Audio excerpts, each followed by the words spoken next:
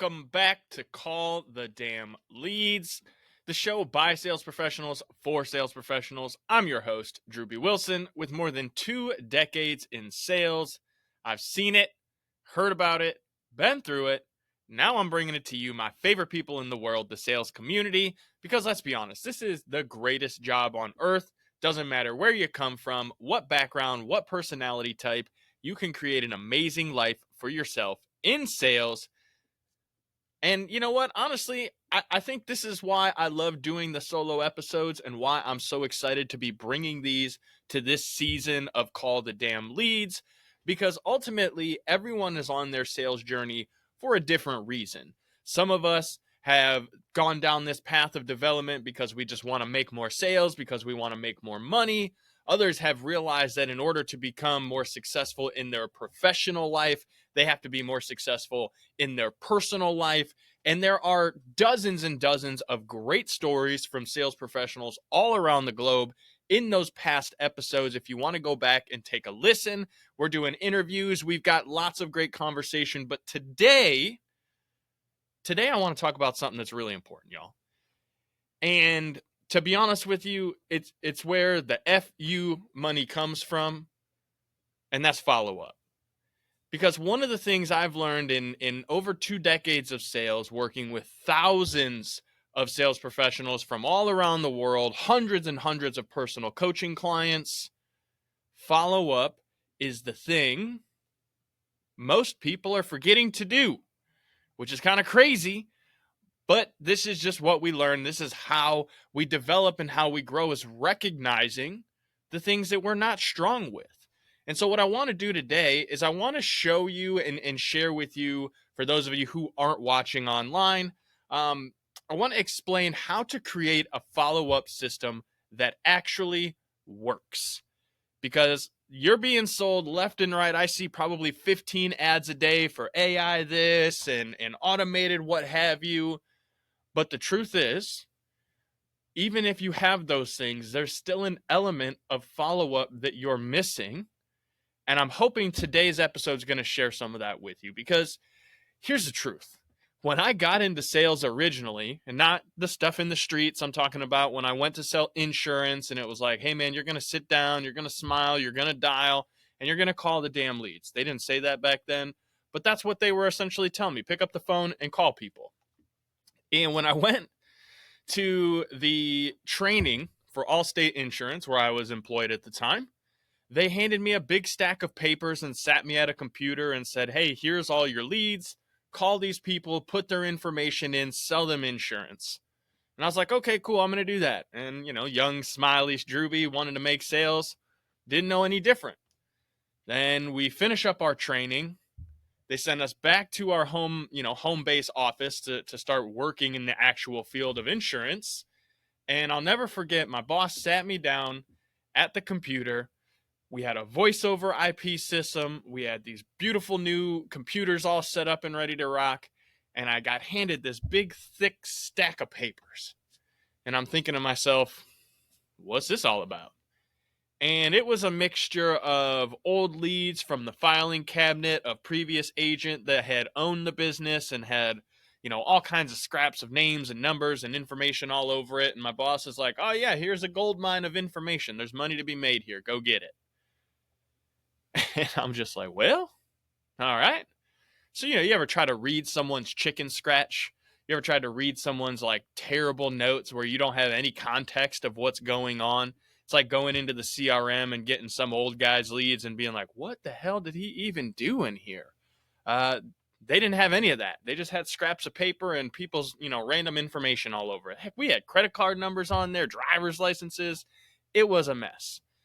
And then the best part is, after we had worked through all of those, random scraps of paper and information, the boss man came in and he handed down another big old fat stack of papers. And I looked at it and I could tell it was an Excel spreadsheet that they had printed out in landscape form and gave to me and the other guys as a cold call list. Now, never mind the fact that they printed out an Excel file and sat us at computers with voice over phones. Anybody who understands technology realizes it makes no sense. Why wouldn't you just send us the Excel file to work from? But this is a thing. This is dinosaur age thought processes and why you have to develop a new system. You have to work on a follow-up system that actually works for you and that you can create a system that you stick to.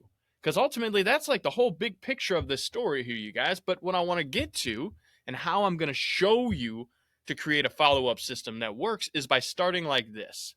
You got to have your data. You got to have your information. That's number one. If you don't have leads, you have nothing to follow up on. So if you need leads, go find one of the other episodes about marketing. Go grab my book, Social Media Mastery. Get yourself some leads. But if you've got the leads and you've got the information, the first step in creating a follow-up system that works is organizing it. Where did the leads come from?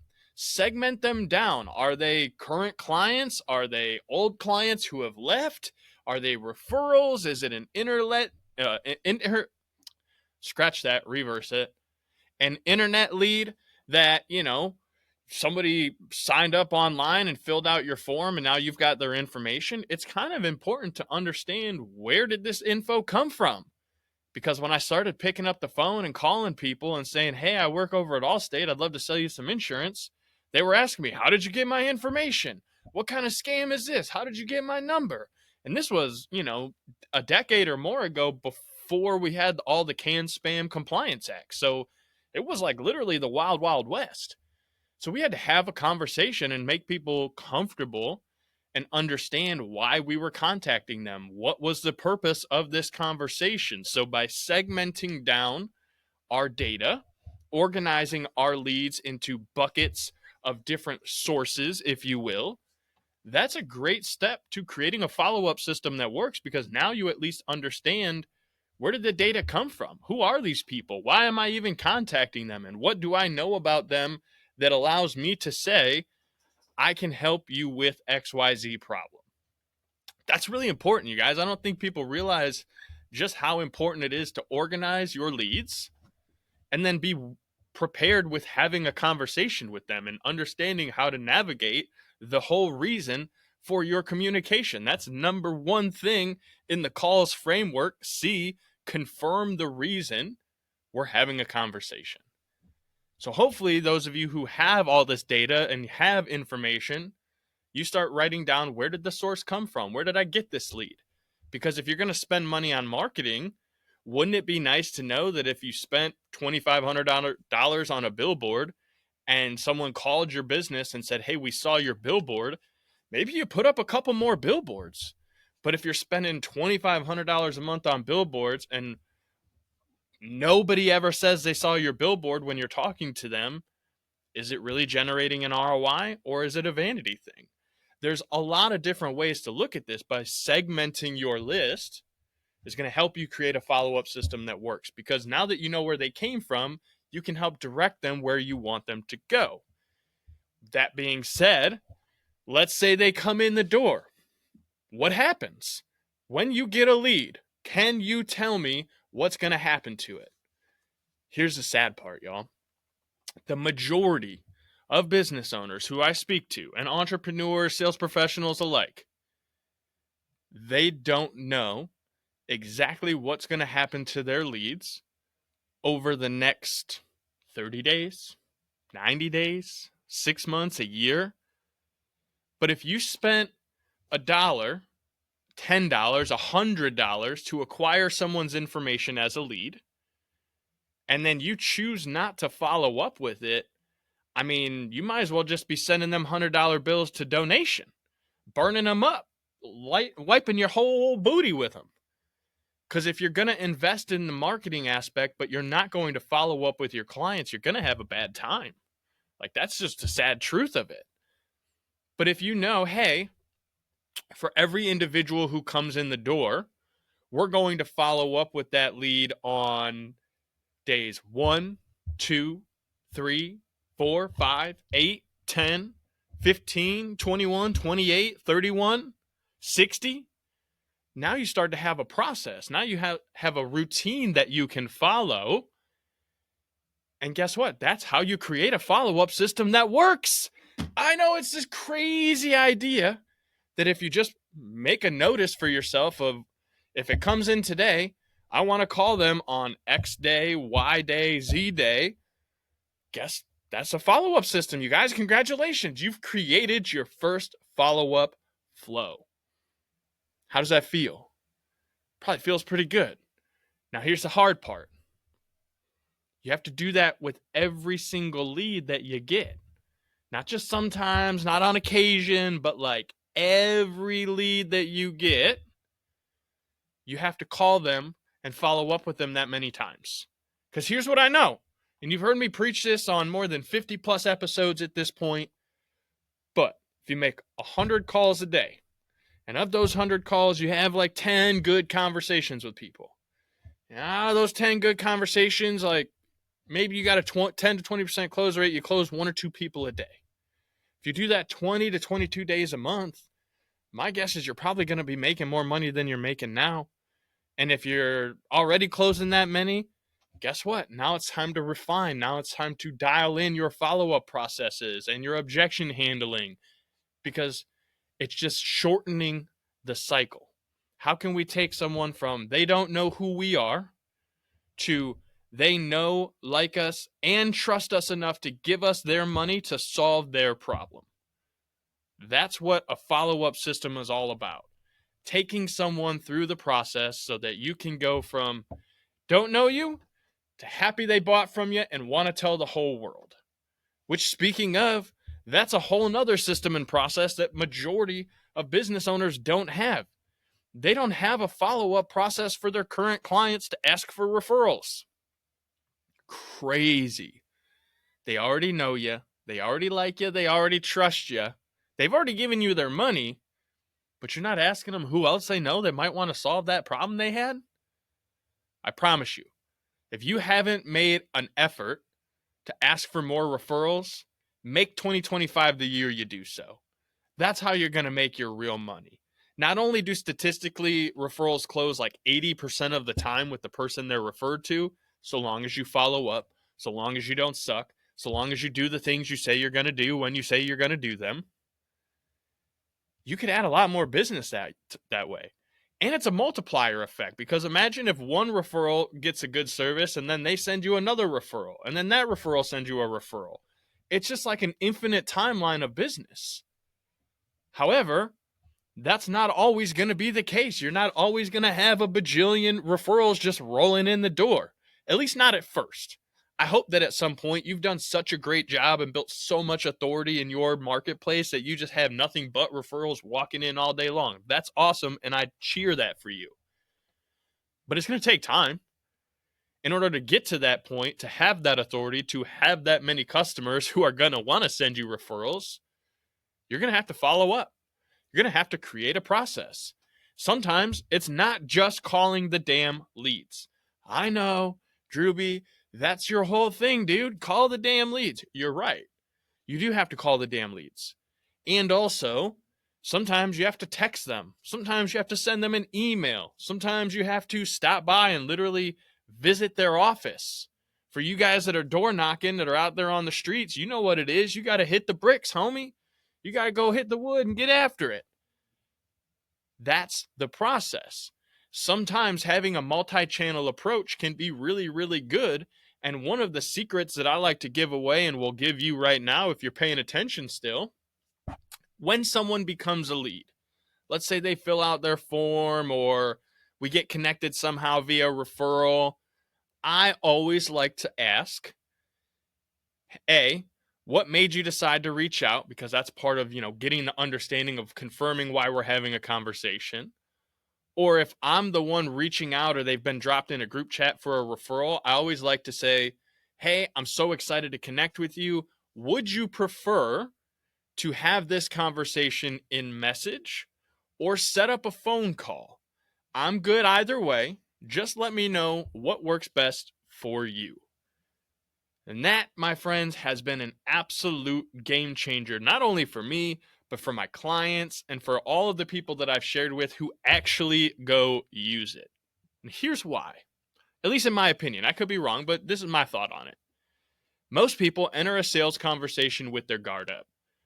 Anytime someone's getting ready to spend money or to go out and, invest in something, I kind of feel like at this point, we all are a little nervous. We're all trying to make sure we're not getting scammed or taken advantage of.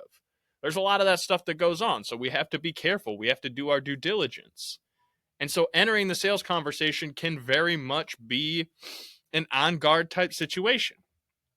So if I know that, and I'm getting ready to enter a battleground with somebody, wouldn't it be nice if they felt as if they had the choice of where we did battle?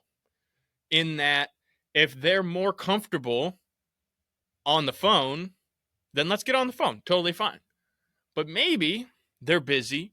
Maybe they're a little nervous. Maybe they're not 100% sold on this yet. And they just want to chat in messages. Well, I know there's a lot of folks out there that are always pushing to the call. Gotta schedule a call. Let's hop on a quick call. First of all, calls are never quick. They're always going to take time. And anyone who says just a quick call, they're lying to you. And that creates distrust. And that's the whole opposite of what we're looking for here.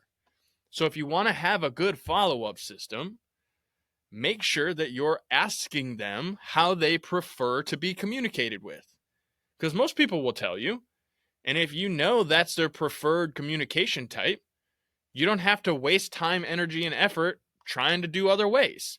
You don't have to offend them by constantly trying to get them to a phone call or a Zoom call when they just want to have a few quick conversational chats back and forth. Maybe that end goal is you are at some point going to have to get them on an actual call, but why not give them that feeling of trust getting to that point? Let them choose to communicate how they wish to communicate. And I know that can seem counterproductive because a lot of people are going to say, you got to get the sale. But I'm not here to just get the sale. I'm here to build relationships. Because I know that statistically, out of 100 people, only 5% roughly are likely to do business with us right day if they have absolutely no idea who we are. 5% cold conversion traffic is pretty damn good across every industry I've ever explored. So what happens to the other 95% of people?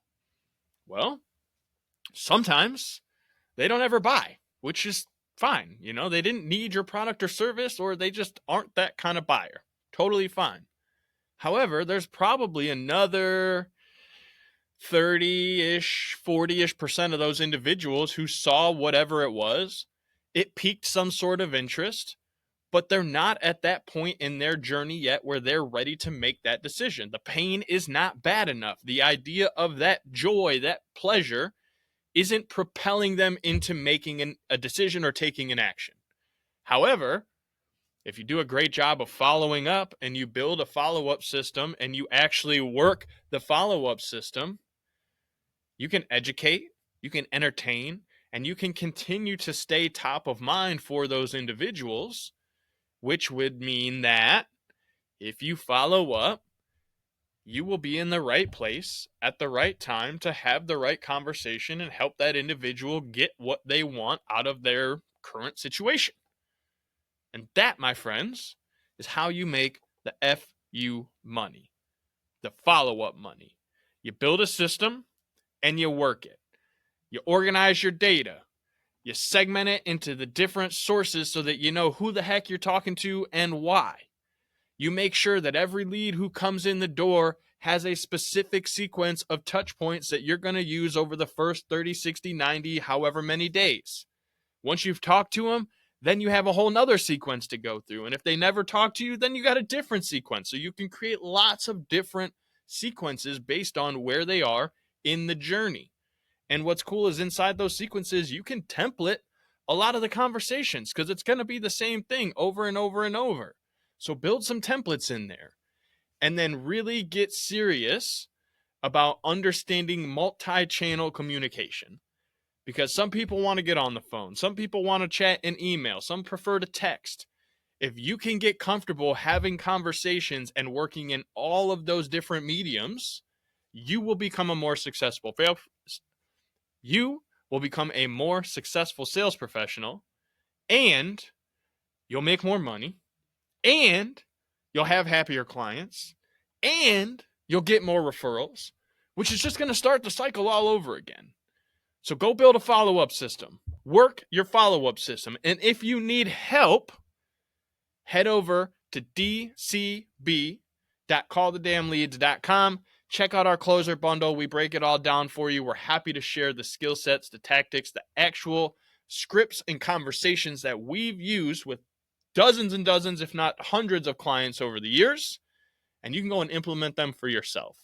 That said, if you like the show, if you got value out of it, if you feel like you learned something today, subscribe, share it with a friend, leave us a review, do all the things that you do so that we can continue getting in front of more amazing folks just like you in the sales world. And as always, if you have an amazing sales story, you think you've got something crazy that you want to share with our audience, we'd love to have guests on the show.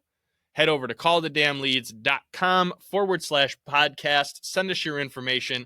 We'll get connected real soon. Other than that, you know what to do. Go call the damn leads. We'll see you on the next one.